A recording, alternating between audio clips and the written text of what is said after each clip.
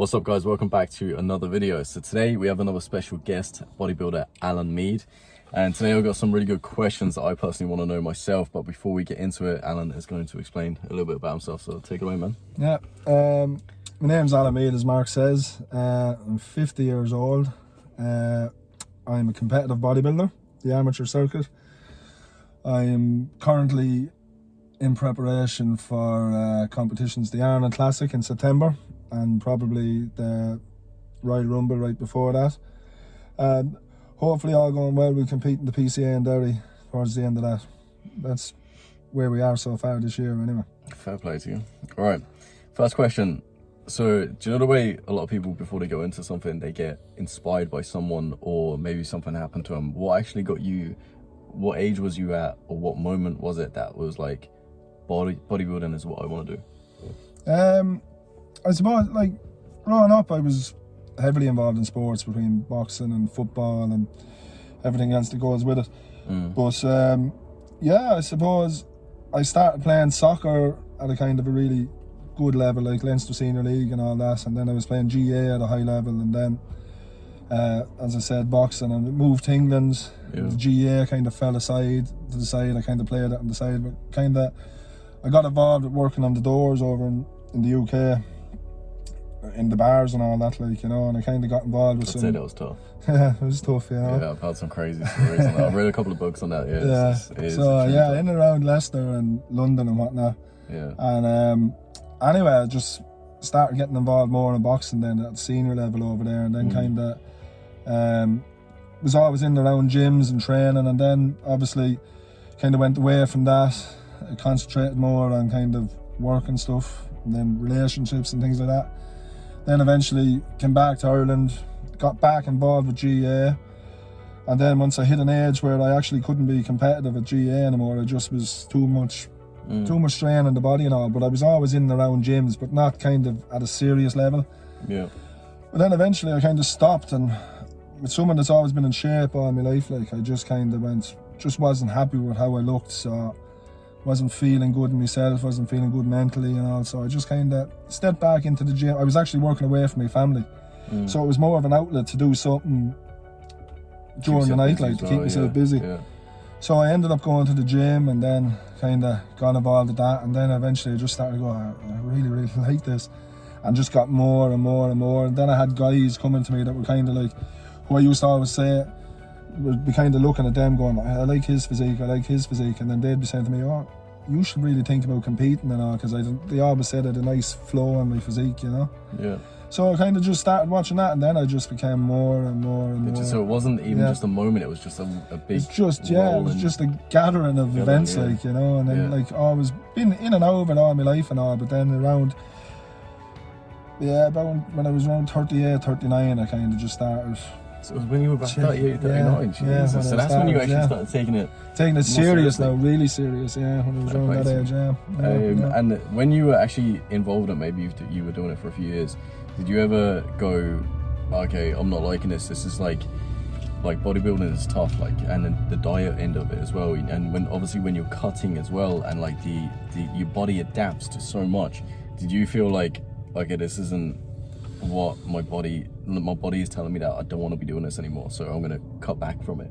Or was it just complete, no matter what pain or how hard this is, was it complete love for the sport? No, it was definitely complete love for the sport. Like, you just never once did I still to this day, like, I don't know, people say, oh, you lose motivation, I've never lost motivation, never. I just don't know what it is. I just actually love the sound of the gym. I just love it. I love the environment. I love the smell of it. I just it's crazy, like, I just never ever, just always had small goals, and each time I just kept getting to them goals, it just says, yeah, I can do better here, I can do better there. I was never I wouldn't say I wasn't happy. I was always happy with the goal I achieved, but I was always saying there's more there, like, you know. Yeah, I think when you know that, you know, a lot of people say, like, oh, you hear them say, oh, I gotta go to the gym. For me, I never say that. And you probably never say that. No, I never say that, never. And that's the difference of where you want to take your physique. If you're saying, oh, I gotta go to the gym, you're probably not going to be in the shape that you want to be in. But if you are like, oh, I'm going to the gym, because that's the one part of your day where you actually look forward to. And I have all the same commitments that everyone else has. I've got small children, I've got teenage children, I've got I've got a job, I've got a wife, I've got a mortgage to pay. Like, this isn't my job, like, but it's Yeah. just something that it's not even from a kind of aesthetic point of view. It's so much got to do with your mental health as well. Like, I don't kind of, if there's a certain day I don't get to the gym, I don't beat myself up, and I don't let it spiral or anything like that into the beat myself up over this kind of guilt trip. Yeah. What I do though is I do kind of say, right, I'll get that session back somewhere. Do you know what I mean? I don't like, there's no like, my life is regimental to a degree, but at the same time, it's a life, like, it's a good life. Yeah, and there's a little bit of balance that you got to figure out there as well. Exactly, yeah. So you've just turned 50 years old, isn't it? So, and fair play to you for doing what you're doing as well. And what would you say to someone else who, I know, in their 20s or 30s, looking 20 odd years ahead, and they're like, what's the key benefits that you've found at training?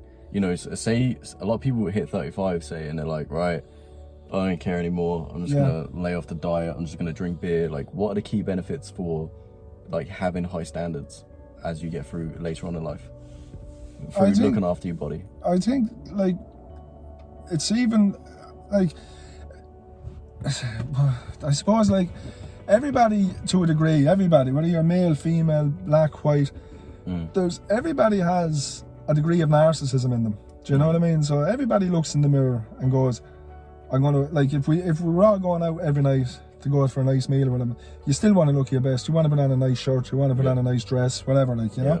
So anyone that says, oh, I don't care how I look and all, as effectively, it all starts off as a journey. You don't look how you want to look better, you want to feel better, and as you start to do that, you do start to feel better mentally, and you do start to feel, you do get more energy and all. I know it's kind of it probably sounds like a cliche and all, but it is beneficial to your mental health. It is beneficial to your longevity, like, you know. 100%. Take out all the aesthetics are effectively a byproduct of it. Do you know what I mean? You actually look good as a byproduct of training yourself to be kind of a better person, because it makes you sort of like, you've more energy for your children, you've more energy for your job, you've more energy for, there's a bit of step in you, a bit of zip, like, you know. And like, and it's not like, it, believe me, it does everything. It's known to, it's increase cardiovascular activity, it increases your libido. I don't know if that's a good thing or not, but it does, it increases, it has through every aspect of your life, it's a benefit, it's a known. It's a visual, like, judgment as well. Like, if you see someone that you are literally, everyone judges someone within the first 5 seconds of meeting them, and if someone's looking at you and you've got the V shape and you're high standards in yourself, someone automatically has more respect for you, because you have so much respect and high standards on yourself. So they're gonna offer that back to you, basically. So even from a visual point of view in 2022, I think it's an even better thing to have. Do you know? Definitely, one of the biggest, I'm gonna open the door here. Oh my god, it's getting hot in here. One of the other things is that where people fail is under peer pressure. So I remember I was talking to you in Whites a couple of years back, and we were talking about, like, when you, even at your age, like, going out and it's like, oh, just have a beer, just have a bag of chips or whatever. Like, how do you, what conversations do you, or what do you say to people? They're like, oh, come on, just lay off a bit, will you? You know, to have that discipline. Well, that's it. Like, it's, you can still go out, you can still do everything you want to do. Like, why does it necessarily have to be? Why do you necessarily have to have that drink, or why do you necessarily have to have that chips? If you don't want to eat it, you don't want to eat it. Like, you know, it's like, you still, like, everybody has a goal. If it doesn't fit into your goal, like, you know what I mean, just kind of abstain. Like, I don't drink, I don't smoke, but I still go out. I still go on stag do's. I still have a good time. I still have a good time, like, you know. I'll still dance. I'll still do everything. I still have the crack, like, you know. But, like, I think if you kind of, like, discipline and all that comes into it, as in, like, it's a condition. Nobody's genetically predisposed to having discipline. Like, it's a trained mindset, like, you know. So when you're out, if you have a goal in mind, like, you just have to remind yourself, that's your goal, that's your goal. Now, you can still go out and have a drink and have a good time. Do you know what I mean? But just don't kind of... If you can counteract your calories for that day and know what you're like, that's what the best of the best do. If they know that they're going to consume 2,000 calories later on that day, they'll either get more cardio or eat less that day and stuff like that as well. That's right, But as your career like keeps progressing and stuff like that, and obviously everyone's getting older as well, do you feel it gets a lot harder on the body, or do you feel that your body just adapts to what you're doing? Yeah, there's a bit of both in that as well, because your body does feel it, like, you know. Recovery for me is a lot harder than it is. I can't recover like the same way a 22-year-old would, but at the same time, your body does adapt to it as well, like, you know what I mean? Like, technically I shouldn't be lifting what I'm lifting as a 50-year-old man, like, you know what I mean? I shouldn't be doing, like, if you cut my head off and you put my body up there, it's not a 50-year-old body, like, you know what I'm saying? It's just 100%. like, it's so you definitely do adapt to it, like, you know what I mean? But again, it's just it's comes down to recovery, like, you know. If you're training hard and trying to be the best you can be, and you're not recovering right, and you're standing in Abu Kebab at 3 o'clock on a Saturday morning eating a kebab, you are going to feel that then come Tuesday, Wednesday. You know what I mean? Like, and you're not going to get the. It's amazing how all these little setbacks lead to, like, at the end of the year, you're like, Jesus Christ, that's just set me back so much work. Do you know what I mean? And I think if you can minimize the little setbacks, like, you'll just see yourself compounding these little results, but lead into, like, after 5 years, your little results have transformed into bigger results to someone else who keeps on, like, just taking these little setbacks. But what kind of, like, advice and key points would you give to someone who is looking at you, right, and maybe they're, like, in their late 30s, maybe they're in their 40s or even their 50s, and, like, what kind of advice or key points would you give to them to get to your physique or have the mindset to stay in your condition at your age? Because a lot of people your age just give up. They don't even give a damn about going to the gym. It's like all self-care just gets thrown out the window. It's like, oh, I'm a bit older now, it's like, I'm just gonna give up. But what kind of, like, advice could you give to stay consistent and stay on point? It's like anything. It's like, what do you want? Like, if you're happy to sit on the couch, that's you, like, you know what I mean? But, like, realistically, you'll have to kind of look at yourself and go, like, how much better can you be, like, you know? I'm sure, like,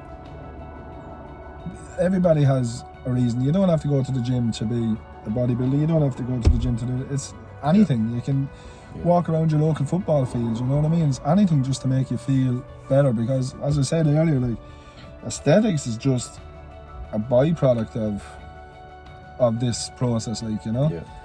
Like, you can, if you want to wear a Man United shirt, like, down in your shirt, or a Liverpool shirt down to your local pub, like, you know, nice to be sitting there in some sort of shape rather than a big gut spilling out and you're talking shit to a fella on a bar stool about this guy's physique or this guy's on steroids or that guy's on steroids, if you know what I mean. And, like, to me, like, I look at you and, like, even 50 years old is still incredibly young. You know, you can still achieve a lot. All it is a decision in your mind. That's it. You just gotta, like, just say to yourself, right, like, I don't, like, to be honest, I don't feel 50. There's no way in the world I feel 50, like, you know what I mean? And sometimes, like, my wife is the same, like, she's 45, like, but we don't feel, we still class ourselves as a young couple, like, you know what I mean? Like, age is just, it is, and that's probably the biggest cliche, age is just a number, but it really, really is, like, it's totally irrelevant of your age. It's how you feel, how you look, like, you know?